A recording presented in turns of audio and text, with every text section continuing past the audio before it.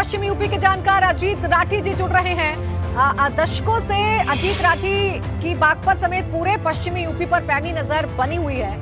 अजीत जी, आपसे मैं समझना चाहूंगी, देखिए जो बड़ौद सीट की बात कर लें या छपरौली सीट की बात कर लें, छपरौली तो लगातार गढ़ रही है रालोद की। 2017 में भी बीजेपी जीत नहीं पाई थी, हालांकि बड़ौद में जरूर सफलता मिली थी। इस बार क्या कुछ सियासी समीकरण आपको नजर आते हैं अजीत?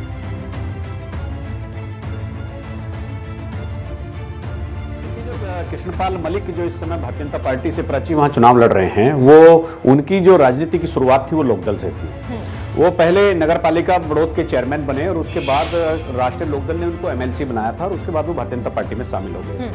नो डाउट कि पिछली बार उन्होंने बहुत अच्छी जीत हासिल की थी, लेकिन इस बार थोड़ी सी परिस्थितियां किसान आंदोलन की वजह से और बेरोजगारी और महंगाई की वजह से बदली हुई नजर आ रही है। और इसमें खास बात यह है कि अगर बड़ौद सीट पर आप अगर प्रत्याशियों का ही मूल्यांकन अगर आप करते हैं तो केपी मलिक सीटिंग एमएलए हैं, भारतीय जनता पार्टी के प्रत्याशी हैं। और लोकदल से एडवोकेट जयवीर तोमर उनके प्रत्याशी हैं।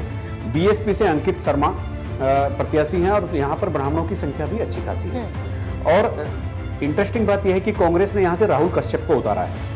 कश्यप जो है वेस्टर्न यूपी में परंपरागत तरीके से भारतीय जनता पार्टी का वोटर माना जाता है और खास और उसके साथ साथ ब्राह्मण भी। तो अंकित शर्मा जितने ब्राह्मणों में सेंधमारी करेंगे और जितने ये अपने राहुल कश्यपों में सेंधमारी करेंगे तो उतना फायदा लोकदल को होने के आसार बने रहेंगे। तो भारतीय जनता पार्टी को इस सीट पर इसी चुनावी रणनीति के तहत आगे बढ़ना होगा अगर वो सीट जीतना चाहते हैं कि ब्राह्मणों में कश्यपों में लगने वाली सेंधमारी को कैसे रोका जाए। चूंकि इस बार किसान आंदोलन के बाद जैसा भी आपने बताया भी कि जिस तरह से माहौल वहां पर बन रहा है, गठबंधन जिस तरह से चुनाव लड़ रहा है, तो उसके देखते हुए भारतीय जनता पार्टी के सामने चुनौतियां बढ़ गई हैं। बिल्कुल, देखिए अजीत, इस बार का चुनाव पिछली बार के चुनाव की तरह नहीं है। इस बार बाइपोलर चुनाव नजर आता है और इसीलिए जो फाइट है वो बहुत टफ नजर आती है। बने रहिए अजीत हमारे साथ, आगे भी आपसे बातचीत करेंगे। बात करेंगे अब बागपत जिले की सबसे हॉट सीट यानी बागपत सीट की। 2012 में परिसीमन के बाद बागपत सीट अस्तित्व में आई। 2012 में इस सीट से बसपा से हेमलता चौधरी विजयी हुई थी।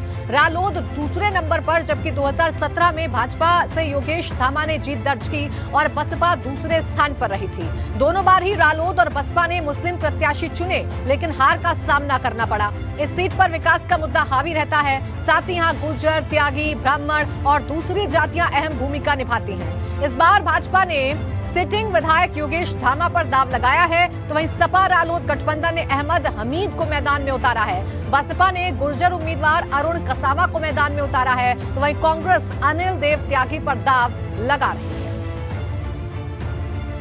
और चलिए अब आपको दिखाते हैं साल 2017 में बागपत सीट से जीत का मार्जिन क्या रहा था और किसने बाजी मारी थी। देखिए, अगर हम 2017 की बात कर लें तो भाजपा के योगेश धामा ने सीट पर जीत दर्ज की थी, तो वहीं दूसरे नंबर पर बसपा के अहमद हमीद रहे थे।